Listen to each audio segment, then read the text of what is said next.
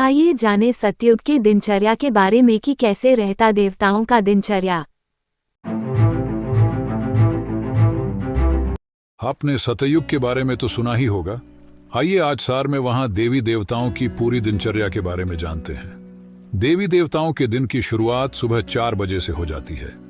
4 बजे उठकर सबसे पहले वो नदियों के निर्मल और पोषक तत्वों से भरपूर पानी पीते हैं। फिर पार्क में टहलने जाते हैं, जहां सुंदर पंछियों की मनमोहक आवाज वातावरण को मनोरम बनाती है। प्रिंस और प्रिंसेस अपने मित्रों के साथ खेल खेल रहे होते हैं। कुछ संगीत का आनंद ले रहे हैं तो कुछ लोग आपस में मिलकर रास कर रहे होते हैं।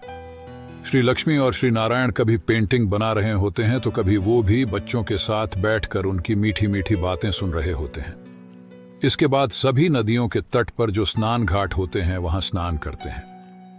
राजा रानी, प्रिंस प्रिंसेस और दास दासियां सभी के अलग अलग स्थानों पर स्नान घाट होते हैं। राजा को दास और रानियों को दासियां तैयार और श्रृंगार करती है। स्नान के बाद घाट के नजदीक श्रृंगार गृह होते हैं, जहां राजा रानियों और प्रिंसेस का श्रृंगार होता है। इसके बाद वे नाश्ते में मीठे फल और विभिन्न प्रकार के व्यंजन का आनंद लेते हैं। फिर बच्चे पढ़ने के लिए पाठशाला चले जाते हैं, जहां संगीत, नृत्य, चित्रकला और पूरे भारत के भूगोल की जानकारी उनके शिक्षा के मुख्य विषय होते हैं। राजमहल में राज दरबार लगती है। राज्य के कारोबारी अपने कारोबार में चले जाते हैं।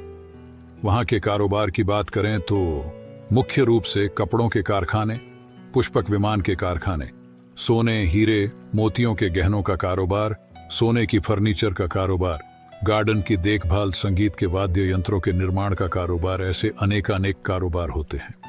जब बच्चे पाठशाला से पढ़कर घर वापस आते हैं तो फिर सभी मिलकर अर्थात प्रिंस, प्रिंसेस और श्री लक्ष्मी, श्री नारायण डाइनिंग में भोजन स्वीकार करते हैं। ऐसे ही राज्य की प्रजा और कारोबारी अपने अपने घरों पर भोजन करते हैं। इसके बाद शाम को होने वाली संगीत संध्या और नृत्य के लिए महलों की सजावट होती है। दीपक जलाए जाते हैं जैसे कि हर दिन दिवाली होती है। इस प्रकार वहां की दिनचर्या होती है। आशा करते हैं आप भी ऐसी सतयुगी दुनिया, स्वर्णिम दुनिया में चलने का और ऊंच पद प्राप्त करने का पुरुषार्थ करेंगे। शुक्रिया।